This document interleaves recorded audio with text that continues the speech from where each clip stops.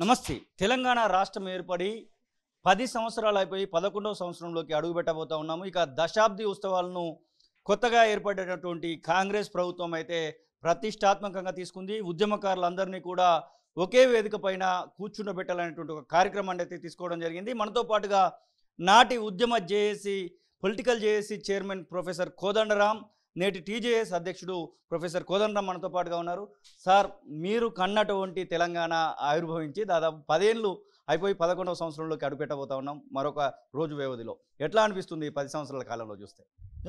కొట్లాడినాం కదా, కొట్లాడితే కొట్లాడి తెచ్చుకున్నటువంటి తెలంగాణలో ఆ ప్రభుత్వానికి మేమే పరాయిలం అయిపోయినాం. ఆ ప్రభుత్వము మమ్మల్ని బయట వాళ్ళని చూసినట్టే, దోపిడీ దొంగల్ని చూసినట్టుగానే చూసింది. కనీసం మాట్లాడుకోవటానికి కూడా ఒక అవకాశం లేకుండా, కష్టమో సుఖమో చెప్పుకోవటానికి కూడా తవ్వలేకుండా చేసిండ్రు అప్పటి ప్రభుత్వం. అవన్నీ మొత్తానికైతే అంతమైపోయినాయి. ఇవాళ మరొకసారి ఆ నిరంకుశ పాలన నుంచి కూడా విముక్తి చెందినాం. చాలా కీలకమైందంటే, రాష్ట్రం ఏర్పడ్డాక ఇది సమిష్టి పోరాటంతో ఏర్పడింది, అందరి భాగస్వామ్యం వల్ల వచ్చింది అని అనుకొని ఉంటే ఇబ్బంది కలిగేది కాదు. అందరి వల్ల వచ్చింది అనుకున్నప్పుడు ఏమవుతుందంటే, అందరికీ అవసరాన్ని, అందరి భాగస్వామ్యాన్ని మనం విస్తరించే ప్రయత్నం చేస్తాం. ఈ ప్రభుత్వం అందరి భాగస్వామ్యాన్ని పెంపొందించే ప్రయత్నం చేయలేదు. తానొక్కనే తెచ్చిన అని ముఖ్యమంత్రి గారు అనుకున్నారు. కాబట్టి తన ఇష్టానుసారంగా రాష్ట్రాన్ని నడిపిండు. రాష్ట్ర వనరులన్నింటినీ కూడా అడ్డగోలుగా కొల్లగొట్టిండ్రు.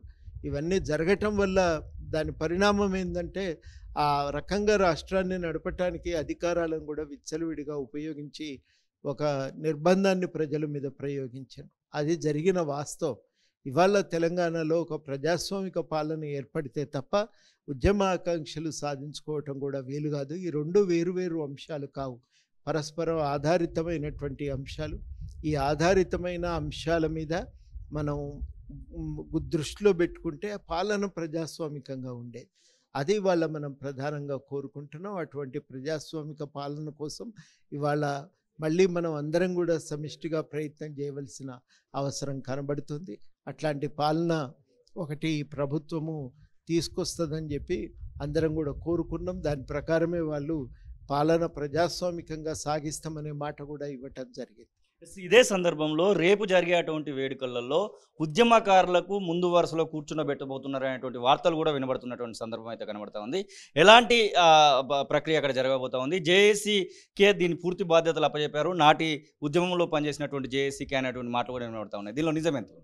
ఇప్పుడు విషయము ఏంటంటే, ఎన్నికలు దాదాపు 13 దాకా కొనసాగినాయి. 13 ఎన్నికలు కొనసాగిన తర్వాత కోడ్ అమల్లో ఉంది. కోడ్ అమల్లో ఉంది కాబట్టి ఇది ఈ మొత్తంగా కూడా రాష్ట్ర ఆవిర్భావ దినం యొక్క ప్రక్రియ ఆలస్యమైంది. ఆవిర్భావ దిన ప్రక్రియ ఆలస్యం కావటంతో మనము ఇవాళ దాన్ని అనుకున్న విధంగా ఇవాళ నిర్వహించుకోవటం సాధ్యపడట్లేదు. ఇవాళ చాలా కీలకమైందంటే, ఆ ఎన్నికలు అయినాక 3-4 రోజులు బడలిక ఎవరు కూడా ఎక్కడ తిరగలేకపోయినరు, విపరీతమైన ఎండలు. ఇది ఉన్నటువంటి అప్పటి వాస్తవ పరిస్థితి. ఈ వాస్తవ పరిస్థితి నుంచి బయటపడ్డాక సరే ఇక ఆవిర్భావ దినం ఈసారి ఘనంగా జరగాలి అని ఒక మాట చర్చ మొదలైంది. ప్రభుత్వం కూడా దాన్ని అంగీకరించింది. కానీ కోడ్ ఉంది. కోడ్ ఉండటం వల్ల ఒక ఇబ్బంది ఏమొస్తుందంటే, వెంటనే మనం అనుకున్నట్టుగా కార్యక్రమాలు జరిపే అవకాశం కూడా లేదు. దానికి మళ్ళీ ప్లానింగ్ ఎలక్షన్ కమిషన్ అప్రూవల్ కావాలి. ఎలక్షన్ కమిషన్ వారు ఒప్పుకొని పర్మిషన్ ఇచ్చేసరికి ఇక వారం రోజుల సమయం కూడా మిగల్లేదు. ఇక ఈ సమయంలో ఉద్యమకారులందరినీ భాగస్వామ్యం చేయాలి. ఎట్లా చేస్తాం, ఏం పద్ధతిలో మనం పాటిస్తాం అనేది ఒక ప్రశ్న. ఈ ప్రశ్నకు ఒక సమాధానం వెతుక్కోవటానికి 2-3 రోజులు గడిచింది. ఇది వచ్చిన ఇబ్బంది. ఈ ఇబ్బంది వల్ల ఏంటంటే, వాస్తవానికి ఎంతనైతే గొప్పగా మనం ఉద్యమకారులను దీంట్లో తీసుకొచ్చేవాళ్ళమో, ఎంతనైతే ఘనంగా ఉద్యమకారులను భాగస్వామ్యం చేసేవాళ్ళమో అది సాధ్యపడలేదు. దాంట్లో కూడా ఏమైందంటే, అమరవీరుల కుటుంబాలకు గుర్తించటం ఒక ముఖ్యమైన అవసరం. అది ఆ అమరవీరుల కుటుంబాలకు సంబంధించిన పేర్లను సేకరించి అవన్నీ గవర్నమెంట్కి అప్పచెప్పి వాళ్ళందరికీ ఇన్విటేషన్ పంపటానికి అది కొంత సమయం. అది అయిన తర్వాత రెండో సమస్య ఎక్కడొచ్చింది అని అంటే, అమరవీరుల కుటుంబాలది గుర్తింపు అయినాక కొంతమందినైనా ఏమన్నా చేయొచ్చా అనే ఒక చర్చ, కొంతమందిని వేరు చేయటం ఎట్లా కుదురుతుంది, అందరి త్యాగం ఒకటే కదా అని మళ్ళీ ఆ నిర్ణయం మార్చుకునే వరకు దానివల్ల కొంత సమస్యలు సమయం కూడా పోయింది. ఇక మిగిలిన 3-4 రోజుల సమయంలోనే అన్ని జిల్లాల లిస్టులు సేకరించడం కష్టమైంది. దానివల్ల కొన్ని ఇబ్బందులు తలెత్తిన మాట వాస్తవం. ఈ ఇబ్బందుల వల్ల మేము ఎంతనైతే విస్తృతమైన భాగస్వామ్యం సాధ్యమయ్యేదో అంతగా ఈ విస్తృత భాగస్వామ్యాన్ని సాధించటానికి ఈ ఉన్న సమయం కుదరలేదు. మాట్లాడుకోవటానికి, భాగస్వామ్యం పెంచుకోవటానికి, ఇందులో వాళ్ళందరూ ఎట్లాంటి పాత్ర నిర్వహించాలనేది నిర్ణయించుకోవటానికి సమయం పట్టింది. అందువల్ల కొంతమంది పేర్లు మనం ఇలా జోడించలేకపోతున్నాం. ఉన్న ప్లేసు, దాని పరిమితులు, ఎన్నికల కమిషన్ పెట్టినటువంటి పరిమితులు, కండిషన్స్, వీటి వల్ల కొన్ని ఇబ్బందులు అయితే అయినాయి. కొంతమందిని మనం అనుకున్నట్టుగా మేము 5 కేటగిరీలు గుర్తించినాం. మొట్టమొదట అమరవీరులు, రెండోది యూనివర్సిటీ విద్యార్థులు. ఈ 2 సక్సెస్ఫుల్గా చేయగలిగినాం. ఆ లిస్టు గవర్నమెంట్కు పోయింది, వాళ్ళందరినీ కూడా భాగస్వాములను చేసే ప్రయత్నం అయింది. మూడోది జేఏసీ వాళ్ళు, అది కూడా సమగ్రంగా కాలేదు. చాలా వరకు జేఏసీలో పనిచేసిన వాళ్ళను భాగస్వాములను చేయగలిగినాం, కానీ కొందరు మిగిలిపోయింది. నాలుగోది ఏంటంటే జేఏసీ వెలుపల ఉన్నటువంటి ప్రజా సంఘాలు ఉన్నాయి. ఆ ప్రజా సంఘాలను కలుపుకొచ్చే దగ్గర మేము కొంత చేసినాం, కానీ అది కూడా సమగ్రంగా లేదు. ఆఖరిది ఏంటంటే ఇదన్నిటికీ కోదండరాంను బూచిగా చూపేటటువంటి ప్రయత్నము ఒకవేళ ప్రభుత్వం చేస్తే మీరు అన్నిటికీ కూడా దాన్ని ఏమంటే ఫేస్ చేయడానికి సిద్ధంగా ఉన్నారా?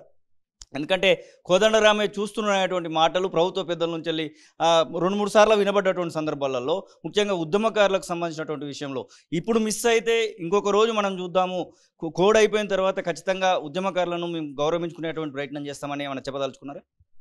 ఇప్పుడు అట్లా కాదు, కానీ ఇక్కడ చాలా ముఖ్యమైన విషయం ఏంటంటే ఉద్యమకారులను భాగస్వాములు చేయాలనేది వాళ్ళు అంగీకరించారు. ఇప్పుడు ఇంకొక పద్ధతి ఏం లేదు కదా అందరినీ గుర్తించటానికి. ఉద్యమకారులే ఎవరో ఒకరు ఆడ నిలబడి చేయాలి తప్ప ఇంకొక మార్గం లేదు. అది ప్రభుత్వం చేయగలిగే, పాలనా యంత్రాంగం చేయగలిగేటువంటి పని కాదు. కాబట్టి కొన్ని సహజంగానే ఈ నేను చెప్పినట్టుగా కొంత ఆలస్యం జరిగింది. వీటి వల్ల వస్తున్నటువంటి కొన్ని ఇబ్బందులు ఉన్నాయి. ఈ ఇబ్బందుల కారణంగా వస్తున్న ఒత్తిడి కొంత ఉంటుంది.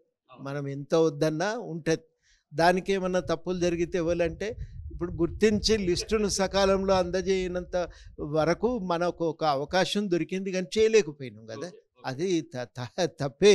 ఎవరం చేసినా అది తప్పే. దాన్ని గవర్నమెంట్ మీదకి నేను నెట్టాలని ప్రయత్నం చేస్తే కూడా ప్రయోజనం ఉండదు. ఆ మేరకు దాన్ని అంగీకరిస్తూనే ప్రభుత్వం కూడా ఏం భావిస్తున్నదంటే ఈ మేరకైనా ఒక గుర్తింపు సాధ్యమైందంటే అది వీళ్ళు ఉండటం వల్ల, ఈ ఉన్న కాల పరిమితులు ఈ జేఏసీలు ఉండటం వల్ల సాధ్యమవుతుంది. వీళ్ళు లేకపోతే చేరుకోవటం కూడా వీలయ్యేది కాదది అని వాళ్ళు ఒప్పుకుంటున్నారు. కానీ వాళ్ళకు కూడా ఈ కాలపరిమితి అనేది ఒక ఆటంకంగా మారింది. నెల రోజులు చేయవలసిన పని వారం రోజుల్లో చేస్తే ఏమేమి తప్పులు జరగనో అవి జరుగుతున్నాయి అనేది వాళ్ళు గుర్తిస్తున్నారు, నేను గుర్తిస్తున్నా. దానికి తప్పనిసరిగా కొంత ఉద్యమకారుల్లో కూడా ఒకటి ఏం జరిగిందంటే ఏదో పిలుస్తారట అంటే ఏమవుతుంది అనేది ఎవరికి తెలియదు.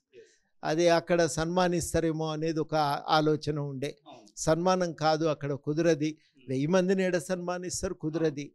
అట్లా అది కుదరదు అనుకున్నప్పుడు మరి నెక్స్ట్ ఏంది, ఆడ పిలిచి ఏం చేస్తారు, ఏమన్నా ప్రకటన ఇస్తారా, ఏంది ఉద్యమకారుల గుర్తింపుకి ఇది ఏమన్నా ప్రాతిపదిక అవుతుందా అనే కన్ఫ్యూజన్ వల్ల ఏమైందంటే గుర్తింపు ఇబ్బందికరంగా మారింది. ఇది ఉద్యమకారులను గుర్తించే కార్యక్రమం కాదు. ఉద్యమకారులుగా 10 దశాబ్ది ఉత్సవాలు జరుగుతున్నప్పుడు అక్కడ కూర్చుంటాం, పాల్గొంటాం. అది దీనికి ఉన్నటువంటి ప్రత్యేకత. ఇదివరకెన్నడూ విలువలే.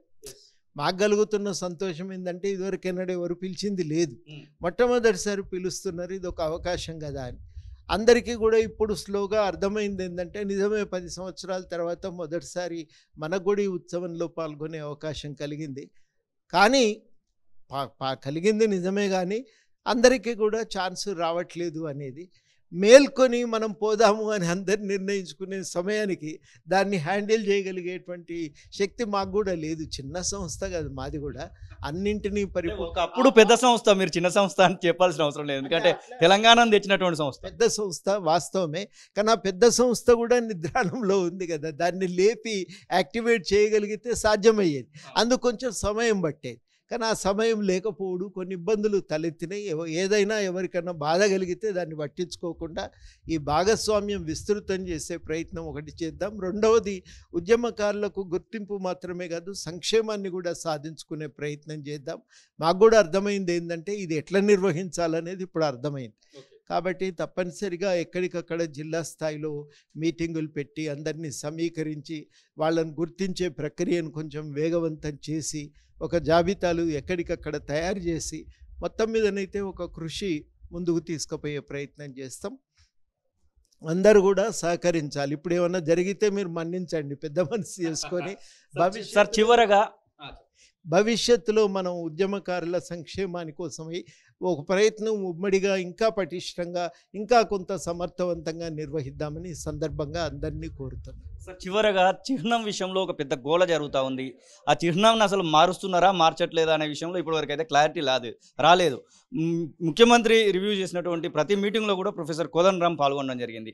అసలు ఎలాంటి ఆలోచన చేయబోతున్నారు? దానిలో చార్మినార్ని తీసేస్తారని ఒకవైపు, కాకతీయ తోరణాన్ని తీసేస్తున్నారని ఒకవైపు, ఇలాంటి విన్నబడ్డప్పుడు ఆయా ప్రాంతాలకు సంబంధించినటువంటి ప్రజలైతే నెచ్చుకుంటున్నటువంటి పరిస్థితి. అది అక్కడ వాస్తవానికి నేను ఆ పని కోసం పోలేదు. నేను ఇగో ఈ అరేంజ్మెంట్స్ గురించి చర్చించటానికి పోయినా, ఈ అరేంజ్మెంట్స్ని చర్చించటానికి పోయినా కాబట్టి అక్కడ యాదృచ్ఛికంగా ఆ సమయంలో ఈ చర్చ కూడా జరిగింది. వాళ్ళు కళాకారులు మాట్లాడుకుంటున్న సమయాన నేను కూడా అక్కడ ఉండటం తటస్థించింది. వాళ్ళు మాట్లాడుకుంటున్నవి నేను విన్నా. నేనేం నిర్ణయం చేయలే. కొంతమంది ఎక్కడో అన్నట్టు విన్నా. నేను వీరికి ఏమి అధికారం ఉందని, నాకు అధికారం లేదు, నేను కోరుకోవటం లేదు కూడా. కానీ చాలా కీలకం ఏంటంటే నేను ఉండటం తటస్థించింది. అది మాత్రం వాస్తవం. విన్నా నేను. ఒకటి నేను చెప్పదలుచుకుంది ఏంటంటే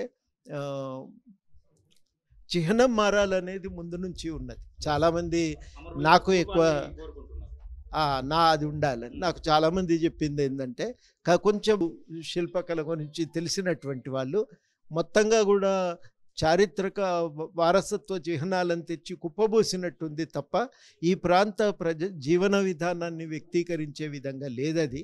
కాబట్టి అందరూ కూడా ఒకటే ఏం మాట్లాడుతున్నారంటే ఈ వారసత్వ సంపదను మనం అక్కడ ఒక దగ్గర కుప్పబోసి వాళ్ళు ఒక దగ్గర కుప్పబోసి అట్లా ఉంది. అది ప్రజా జీవితం అనేది దాంట్లో ప్రతిబింబించట్లేదు. అట్లా ప్రజా జీవితం ప్రతిబింబించే విధంగా మీరు ఛత్తీస్గఢ్ చూస్తే చాలా అద్భుతంగా ఉంటుంది. అట్లా ప్రజా జీవితాన్ని ప్రతిబింబించే విధంగా సింపుల్గా ఉండాలి, చిన్నగా ఉన్నప్పుడు కూడా కనబడాలి. అట్లా దాన్ని మార్చవలసిన అవసరం ఉంది. దాంట్లో మళ్ళీ భిన్నాభిప్రాయం ఏమీ నాకు లేదు, మార్చాలి. దాంట్లో నేను ఖచ్చితంగా ఆ అభిప్రాయంతో ఉన్నా.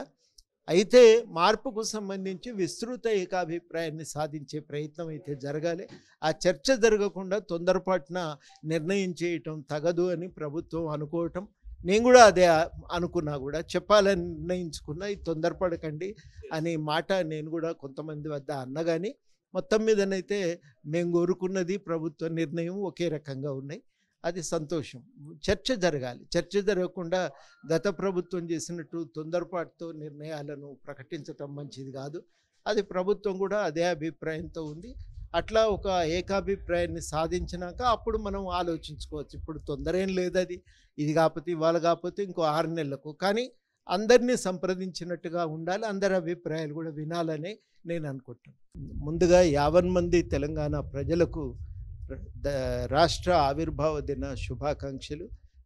మనం 10 సంవత్సరాలు గడిచినాయి, అసలు చూస్తుంటే అయినట్టు కూడా అనిపించదు. ఈ 10 సంవత్సరాలు ముగిసి 11వ సంవత్సరంలోకి అడుగుపెడుతున్న సమయాన మీ అందరికీ కూడా ఆవిర్భావ దిన శుభాకాంక్షలు.